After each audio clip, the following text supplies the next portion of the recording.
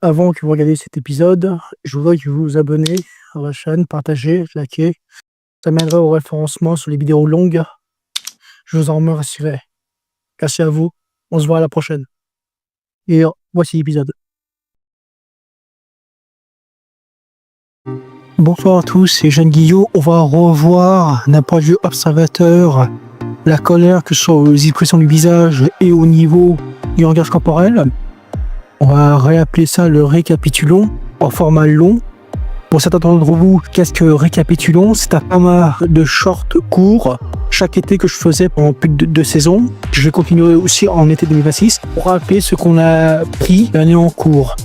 J'ai décidé de faire récapitulons le format long pour les 9 expressions qu'on a fait auparavant, que ce soit sous le format visage et sous le format langage corporel. Et une vidéo pour chaque mois pour récapituler ce qu'on va faire. Sur ce mois de janvier, on va récapituler la colère.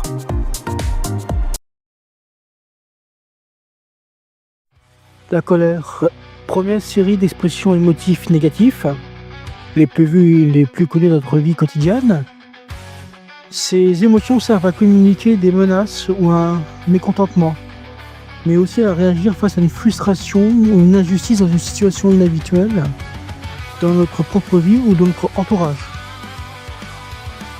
Cette première partie de la colère va être dessinée ainsi que les stades évolués et aussi les emojis par la couleur rouge. Je vais citer les 4 visages: le visage sévère, le visage outragé, le visage de la colère et le visage de la rage. Visage sévère, premier stade évolué de la colère. On a souvent une impression de contrôle et de fermeté parfois intimidante et distante envers des personnes qui nous irritent au plus haut point à cause de leur réflexion et de leur médiocrité. Comment le dessiner, les enfants?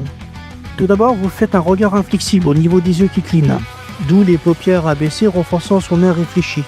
Ensuite, vous faites le début des froncements des sourcils qui donne une impression de concentration et vous finissez avec une bouche fermée stricte et sans relâchement, ce qui donne une mâchoire tendue. Pour l'emoji rouge de la sévérité, vous faites 3 demi-cercles pour les sourcils et la bouche, et 2 ovales avec le trait au-dessus pour les yeux.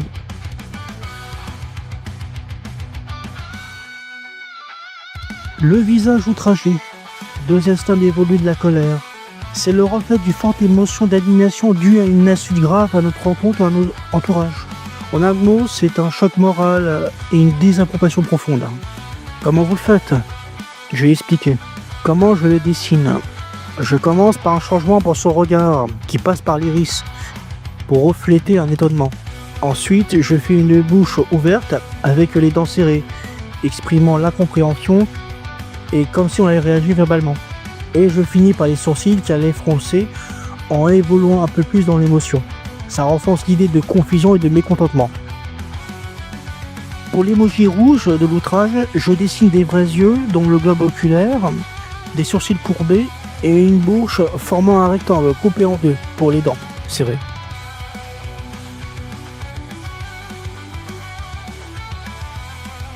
Visage de la colère, troisième stade évolué de celui-ci, et un des expressions de base, le premier qu'on va voir. Comme vous l'avez compris, on a ce visage traduisant une émotion forte, souvent stative pour signaler un désaccord envers la personne en face de nous.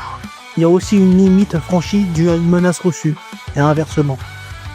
Comment le dessiner? Son regard et ses sourcils évoluent, c'est qu'il donne un air dur et concentré, mais fixe pour intimider.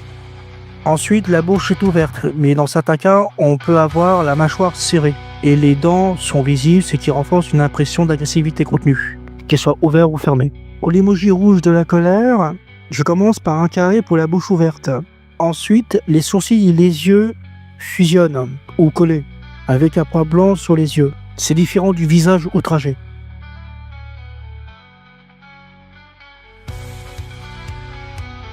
Visage de la rage, dernier et 4e stade de la colère. C'est une démonstration extrême de la colère, voire inconsciente. On est vraiment dans l'émotionnel qui a pris le dessus. C'est très perçu comme incontrôlable, provoquant une peur chez les autres. Comment le dessiner?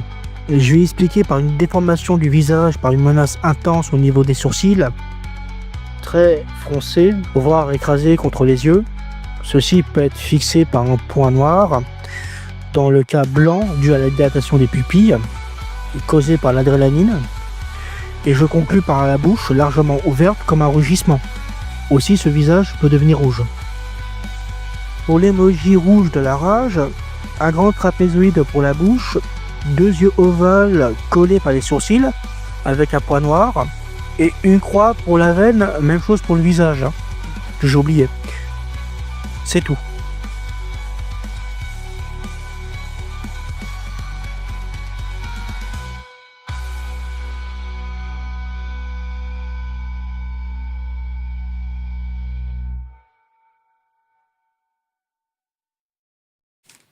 Si le contenu vous aide, pensez à lâcher de petits pouces en l'air. Allez, on continue. On commence par les langages corporels de la colère. Catégorie émotif et négatif. Son thème sur le sujet et la violence, par le visage qui vient au rouge et la bouche ouverte tendue par les rugissements et les sourcils froncés. Ce que je vous raconte, c'est l'expression du visage, un petit rappel pour certains d'entre vous. Et au niveau corporel, c'est la même chose, les poings serrés, son corps se penche en avant dû à l'intensité de son agressivité, et je vous le montre par les physiques dessinés et le niveau de degré de colère aperçu. Je vous répète les cas de langage corporel, le sévère, l'outrage, la colère et la rage. Langage physique du sévère, premier stade évolué de la colère, s'associe par une fermeté due à un manque de discipline ou à un manque de respect des règles. On confronte à ceci par les pieds ancrés sur le sol et écartés pour donner de la stabilité ou un contrôle de sa colère. Et je l'approfondis par la rigidité de son corps, d'où la tête relevée pour accroître son assurance.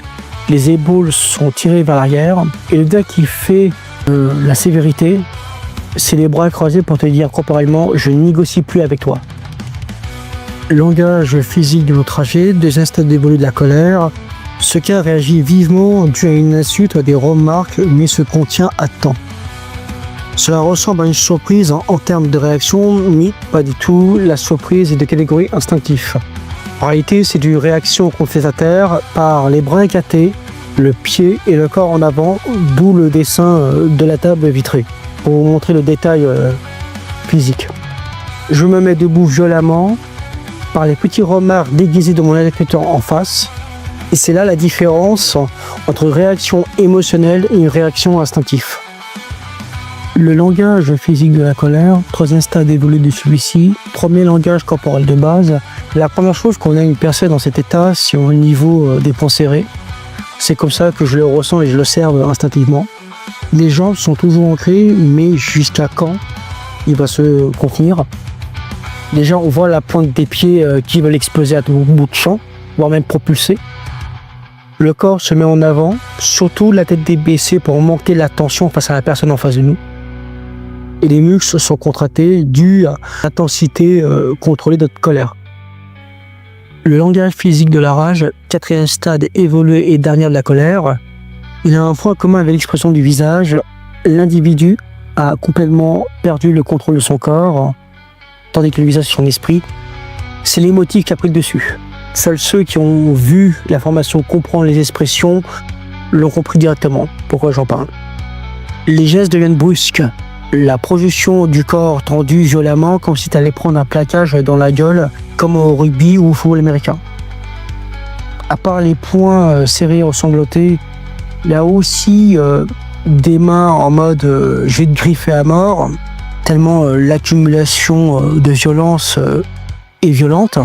La différence entre les autres corps, c'est au niveau des jambes, surtout les genoux qui fléchissent, montrant son instabilité, et c'est la violence qui est évacuée quand il a cette position-là.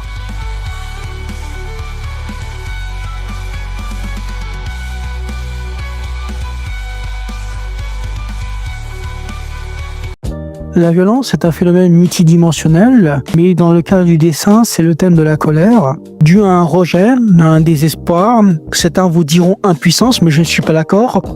Je dirais, en termes d'impuissance, je remplacerais par une frustration, mais négative, due à des conflits internes ou un environnement toxique dans un environnement familial, même aussi externe.